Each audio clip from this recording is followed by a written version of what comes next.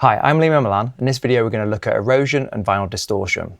These two devices are quite unique ways of distorting a sound. So the distortion itself isn't necessarily created by exceeding the maximum headroom of an audio signal and then creating clipping, which is our normal way of distorting. It does it in two different ways per plugin. So first let's have a look at erosion. I have a bass sound here. And we can see there's three different key options of how we can manipulate the sound. We have a frequency controlled noise source that can be run alongside and shaped by the source sound. So if I play the sound without the plugin first, and we add it, we can tune the frequency of where the noise is, the width of it, and then the amount of application.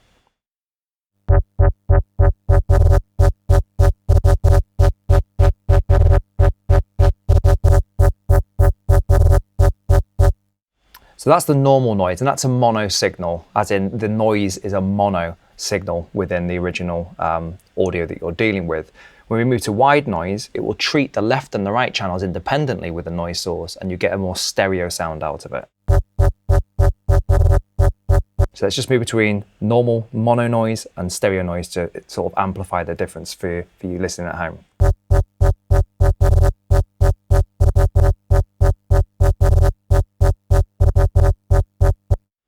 Okay, so the last option we have is the sine-based distortion, and it will impart a frequency and the distortion it creates onto the original source signal. So it's one that we can tune in alongside the source sound. So I'll sweep this while it's being applied and try and find a sweet spot that's compatible with this bass part.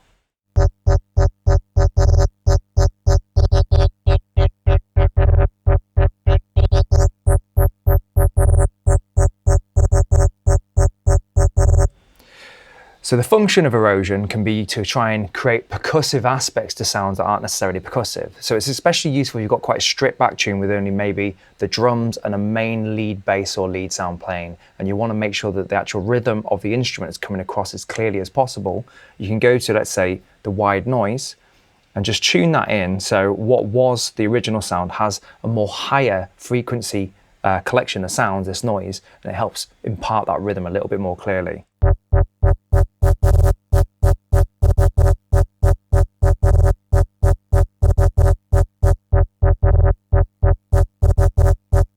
So it's helping the rhythm come across. It's also quite useful as a type of EQ where you want to just increase the presence of a certain frequency range as well. So it's making us hear the sort of the top end of this a lot more. So it's not a distortion per se, it's adding noise to it in this context, but the noise is being shaped by the amplitude of the actual source sound. So it becomes bound with the actual sound and shape of the original.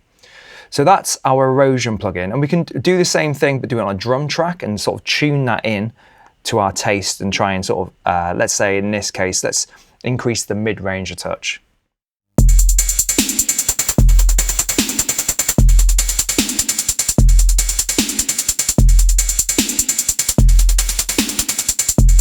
Now I want to try and increase the snare in this drum beat, but the whole drum kit has some pretty loud hi-hats to it, and it's really just amplifying the hi-hat. So what I can do though is try and do that per sound choice, and I think it's this 606 here.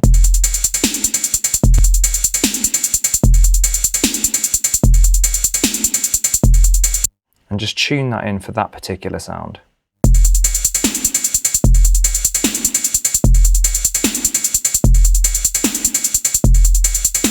So it's doing two things. Remember, it's adding some noise to it, so it's creating more presence for it, but because it's the wide noise, it's also making it seem wider too. You'll notice the perception of this sound isn't just becoming more present, it's also becoming more softened at the same time too, because the original shape of it is being competed at with this noise, which isn't quite as sharp a sound, and you get a softening effect. So it's really useful for that as well.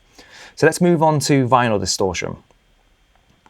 If we just stick that on our pad track to start with. The first thing to talk about is this crackle control here. So if we turn it up,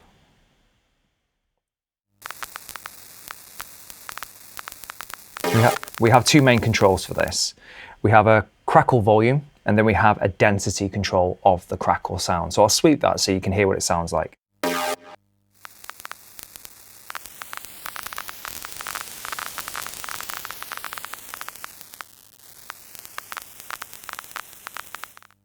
So I'll play the original sound and let's see if there's a happy medium of crackle that can go along with this instrument sound.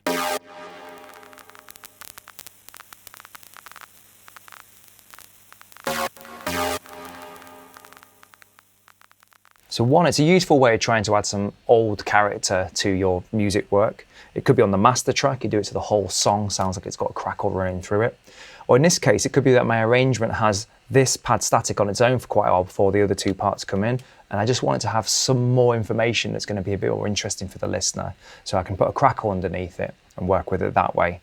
It's constantly running, so one thing to note is it can be useful to go and show the automation for the unit, so it only turns on when it needs to be on during the song, and therefore you're not necessarily hearing it at all times while you're working.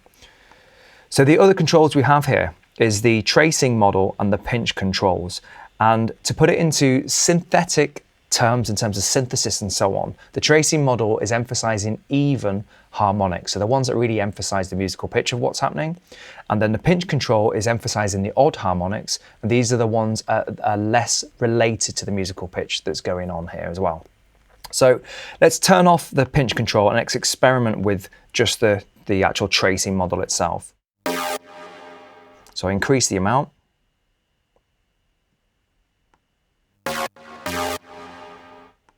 Just turn that up there. Just broaden it.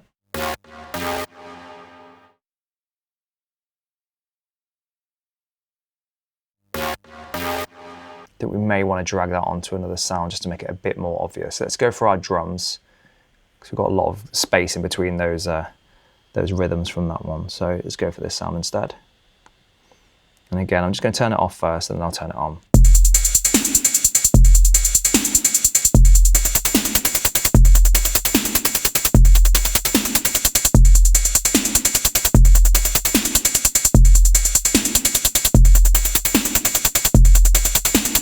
So the reason why these two are grouped together, Erosion and Vinyl Distortion, is it does create a similar kind of end result. We're emphasizing certain frequencies, but it does it in a very dramatic way in terms of going from what might have been quite soft in terms of its dynamics, nothing too sort of aggressive, and it can very quickly create quite an aggressive edge to the rhythm of your sound. So it's useful for that as a tool.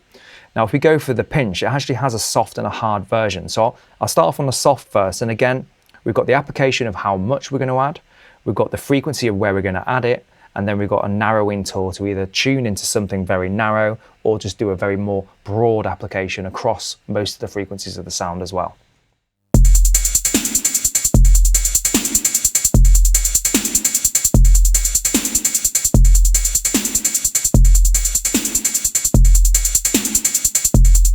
So we go for a touch of that and a touch of the tracing model too. Maybe bring that back first and just bring it in, tune it to our ears.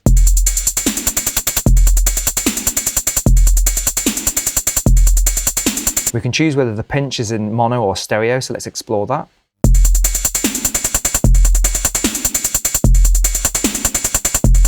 I think in this context, we already got a lot of stereo before from using Erosion, so let's just keep that in mono. And then finally, we have a drive control for all those two models that are in there, the pinch and the tracing model.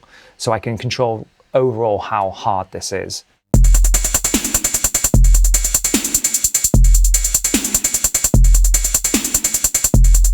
Just control quite how much distortion it's doing. So what we've done there is we've had a look at erosion and vinyl distortion and how they can be applied to try and really emphasize frequency areas, and in this context also use it as a sort of a rhythmic improvement or enforcement tool as well.